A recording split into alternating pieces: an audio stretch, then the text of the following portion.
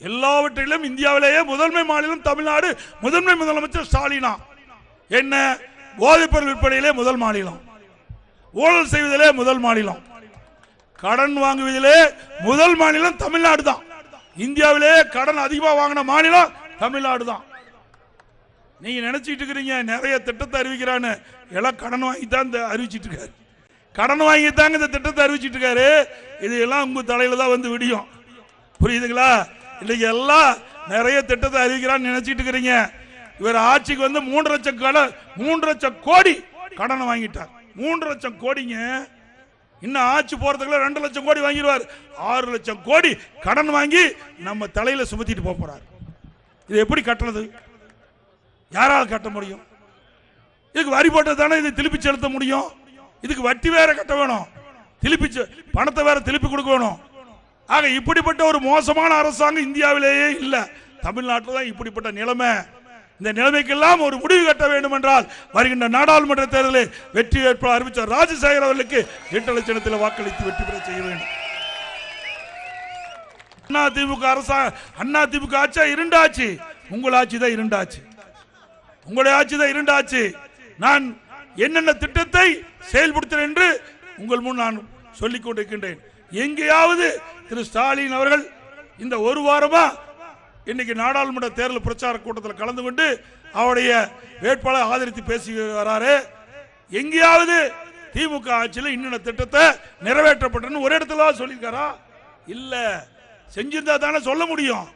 அண்ணா திமுக ஆட்சியில் இன்னும் நிறைய இருக்குது. பாருங்க, இவ்வளவு பக்கம் இருக்குது. இதையெல்லாம் இந்த மாவட்டத்துக்காக கொண்டு வந்த திட்டம், நிறைய திட்டம் நாங்கள் அறிவிச்சோம். அதையெல்லாம் நிறுத்திட்டாங்க.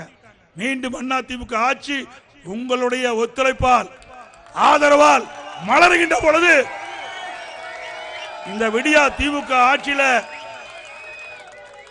முடக்கி வைக்கப்பட்ட திட்டம் தொடரும்.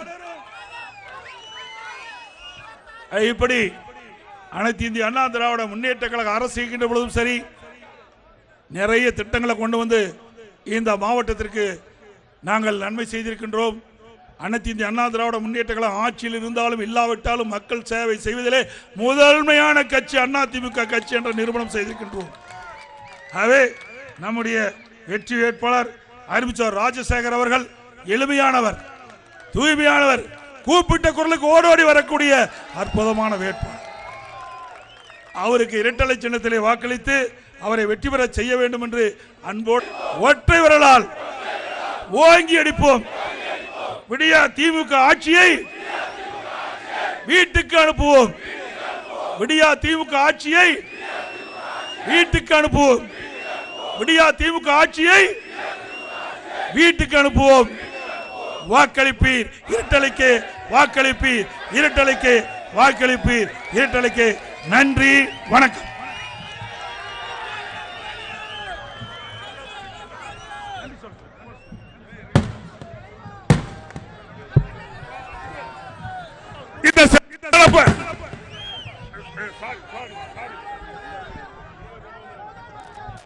இந்த சிறப்பான கூட்டத்திற்கு வருகை தந்த அனைவருக்கும் நன்றி, நன்றி, நன்றி.